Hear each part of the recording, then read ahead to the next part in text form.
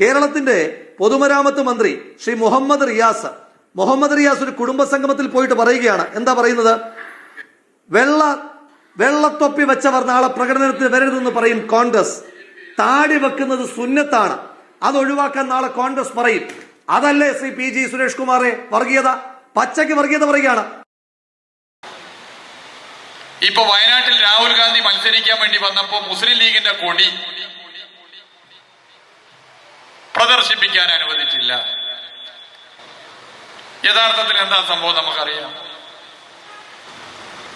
താടി വെച്ചവർ എത്രയേറെ പേർ ഇന്ത്യയിൽ ആക്രമിക്കപ്പെടുന്നു.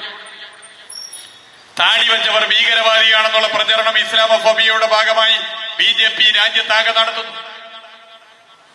പച്ച നിറം പാകിസ്ഥാന്റെ കൊടിയാണ് പച്ച. പാകിസ്ഥാന്റെ കൊടിയുടെ നിറമായ പച്ച നിറത്തിന് എന്തോ കുഴപ്പമാണെന്നുള്ള പ്രചരണം രാജ്യവ്യാപകമായി നടത്തുന്നു. ഈ പ്രചരണത്തിൽ പെട്ടുപോയില്ലേ കോൺഗ്രസ്? മുസ്ലിം ലീഗിന്റെ കൊടി പച്ച നിറമായ കൊടിയായതുകൊണ്ട് ആ കൊടി പിടിച്ചാൽ ഉത്തരേന്ത്യയിൽ ഉൾപ്പെടെ വോട്ട് കുറയും എന്ന് ഭയപ്പെടുന്ന കോൺഗ്രസിനെ എങ്ങനെ വിശ്വസിക്കാൻ പറ്റും?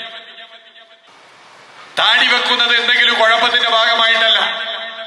ചിലർ ഇഷ്ടത്തിന് താടി വെക്കും. നമ്മുടെ രാജ്യത്ത് ഏത് വേഷം ധരിക്കണം, ഏത് വസ്ത്രം ധരിക്കണം എന്നുള്ളത് പോലെ തന്നെ എന്ത് ഭക്ഷിക്കണം, ഏത് പുസ്തകം വായിക്കണം, ആരുമായി സൗഹൃദം പങ്കിടണം എന്നൊക്കെ നിശ്ചയിക്കാനുള്ള അവകാശം ഓരോ പൗരനുണ്ട്. താടി വെക്കുന്നത് സുന്നത്ത് ആയതിന്റെ ഭാഗം, തലയിൽ വെള്ളത്തൊപ്പി ധരിക്കുന്നത് സുന്നത്തായതിന്റെ ഭാഗം, അത് മറ്റെന്തെങ്കിലും കുഴപ്പമില്ല എന്ന് പറഞ്ഞു ബോധ്യപ്പെടുത്തുക എന്നുള്ളതല്ലേ ഒരു മതനിരപേക്ഷ പ്രസ്ഥാനത്തിന്റെ ഉത്തരവാദിത്വം. പച്ച നിറം അതിനെന്താ കുഴപ്പം? പച്ച നിറമുള്ള ഒരു കൊടി പിടിച്ചാൽ എന്താ കുഴപ്പം? അങ്ങനെ ചിന്തിക്കുന്നതല്ലേ തെറ്റ് എന്നല്ലേ പറഞ്ഞു ബോധ്യപ്പെടുത്തുന്നത്.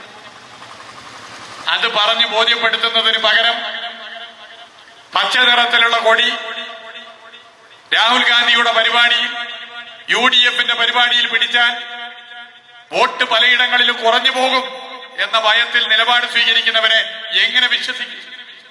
നാളെ UDF-ന്റെ പ്രകടനത്തിൽ വെള്ളത്തൊപ്പി ധരിച്ചു വരുന്നവരോട് പറയും, നിങ്ങളെ തൊപ്പി ഒന്ന് ഊരി വെച്ചിട്ട് വന്ന് പങ്കെടുക്കൂ എന്ന് പറയുമോ? താടി വെച്ച് വരുന്നവരോട് നിങ്ങൾ ആ താടി ബാർബർ ഷോപ്പിൽ പോയി വടിച്ചു വാ എന്നിട്ട് പ്രകടനത്തിൽ പങ്കെടുക്കാമെന്ന് പറയില്ലേ? ഇതാണോ മതനിരപേക്ഷതയുടെ രാഷ്ട്രീയം? ഇതാണോ മതനിരപേക്ഷതയുടെ രാഷ്ട്രീയം?